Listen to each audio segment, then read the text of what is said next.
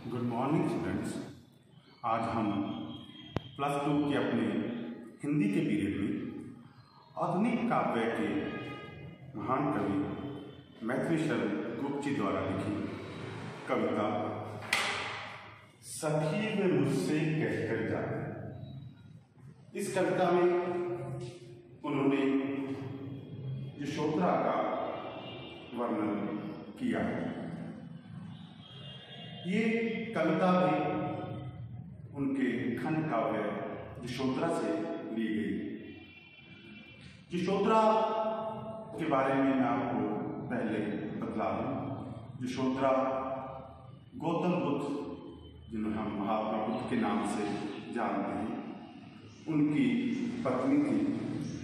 जब गौतम बुद्ध अपनी पत्नी यशोधरा को रात को सोती हुई छोड़कर चले गए, वन में चले गए, उस समय का ये वर्णन है।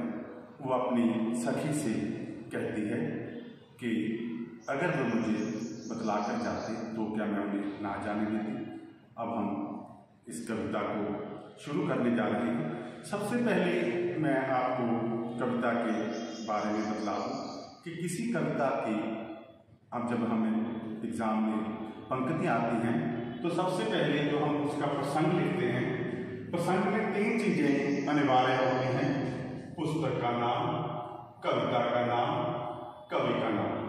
मान लो हम यही कविता की जो पंक्तियाँ हैं हमें एग्जाम में जब पेपरों में आती हैं तो हम सबसे पहले लिखेंगे कि प्रस्तुत पंक्तियाँ हमारे हिंदी की पाठ्य पुस्तक में से सखी वे मुझसे कहकर जाते नामक कविता से ली गई हैं। इस कविता के कवि मैथिली शरण गुप्त जी हैं और उसके बाद हम उसकी व्याख्या करेंगे। व्याख्या में जो पंक्तियाँ आई होंगी उसकी हम व्याख्या करेंगे। उसके बाद हम विशेष लिखेंगे। विशेष में उसकी भाषा, उसकी बोली और उसमें जो अलंकार बरते गए हैं या जो भी कुछ विशेष होगा उसमें हम लिखेंगे। ठीक है बेटे, अब हम इस कविता की व्याख्या करेंगे। सखी वे मुझसे कहकर जाते, कह तो क्या मुझसे वे अपने पथ बाधा ही पाते। मुझको बहुत उन्होंने माना, फिर भी क्या पूरा पहचाना। मैंने मुख्य उसी को जाना, वो जो मन में लाते। सखी वे मुझसे कहकर जाते। इन पंक्तियों में यशोधरा अपनी सखी, अपनी सहेली से कह रही है कि हे सखी, अगर वह मुझसे कहकर जाते कि मैं सिद्धि प्राप्त करने के लिए जा रहा हूँ तो क्या मैं उनके पथ अर्थात रास्ता, पथ की बाधा बनती। मैं तो उन्हें अपने आप ही इस मार्ग के लिए भेज देती। मुझको बहुत उन्होंने माना, फिर भी क्या पूरा पहचाना। मैंने मुख्य उसी को जाना, जो वे मन में लाते। उन्होंने मुझे बहुत मान सम्मान दिया, पर वे मुझे अंत तक जान नहीं पाए। उन्होंने मेरे मन की व्यथा को नहीं जाना, जो वे मन में लाते। सखी वे मुझसे कहकर जाते। अगर मुझे वो ये बतला कर चले जाते कि मैं सिद्धि प्राप्त करने के लिए जा रहा हूँ तो मैं अपने मार्ग में, उनके मार्ग में क्या बाधा बनती। मैं तो उन्हें प्रसन्न चित्त होकर ही उन्हें घर से विदा कर देती। दूसरा पैरा है बेटा कि स्वयं सज्जित करके क्षण में प्रियतम को प्राणों के पन में हमें भेज देती हैं रन में। छात्र धर्म के नाते सखी वे मुझसे कहकर जाते कि हम तो वो शतरानियाँ हैं जो स्वयं सुसज्जित करके, स्वयं अपने हाथों से सजाकर अपने प्रियतम को रण में अर्थात युद्ध क्षेत्र में भेज देती हैं, हमें भेज देती हैं रण में। छात्र धर्म के नाते सखी वे मुझसे कहकर जाते। हम अपने पति को युद्ध क्षेत्र में उनकी बलि देने के लिए भेज देती हैं। मौत का भय हमें युद्ध भूमि में भेजने से डरा नहीं सकता। हे सखी, अगर वो मुझसे कहकर चले जाते तो मुझे और भी खुशी होती। हुआ न यह भी भाग्या भागा, किस पर विफल गर्व अब जागा, जिसने अपनाया था त्यागा, रहे स्मरण हो आते, सखी वे मुझसे कहकर जाते। आगे की पंक्तियों में यशोधरा अपनी सखी से कह रही है कि हुआ न यह भी भाग्या भागा, कि मैं कितनी भाग्यहीन हूँ, किस पर विफल गर्व अब जागा, और मैं अभागिन किस पर गर्व कर सकती हूँ, अपने भाग्य पर किस प्रकार गर्व कर सकती हूँ।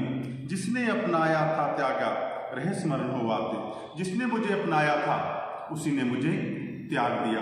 जो मुझे विवाह करके अपने घर में लाए थे, आज वही छोड़कर मुझे त्याग कर वन को चले गए हैं। सखी वे मुझसे कहकर जाते, और वे बार बार मुझे स्मरण हो रहे हैं, उनकी बार बार मुझे याद आ रही है, वे कभी भुलाए नहीं भूलते। हे सखी, अगर वो मुझे कहकर चले जाते तो बहुत अच्छा होता। नैन उन्हें है निष्ठुर कहते, पर इससे जो आंसू बहते, सदै हृदय में कैसे सहते, गए तरस ही खाते, सखी वे मुझसे कहकर जाते। हे सखी, मेरी आंखें मेरे पति को निष्ठुर कहती हैं, कठोर कहती हैं, पर इनसे जो आंसू बह रहे हैं, सदै हृदय में कैसे सहते, लेकिन मेरा जो हृदय है उनको वो कैसे सहन कर पाता, गए तरस ही खाते।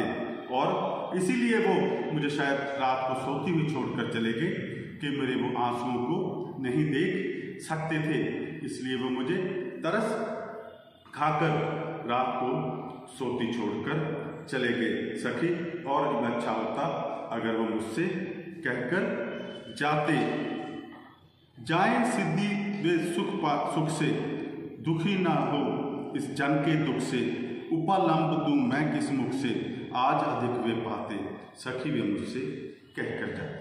और वो आगे अपनी सखी को संबोधित करते हुए कह रही है कि हे सखी, मैं चाहती हूँ कि अब वो चले गए हैं, जिस साधना को, जिस सिद्धि को प्राप्त करने के लिए, जिस सुख को प्राप्त करने के लिए वो गए हैं, और उसे वो प्राप्त करें, और किसी प्रकार से भी दुखी ना हो, उनका सुखपूर्वक वन में जीवन व्यतीत हो।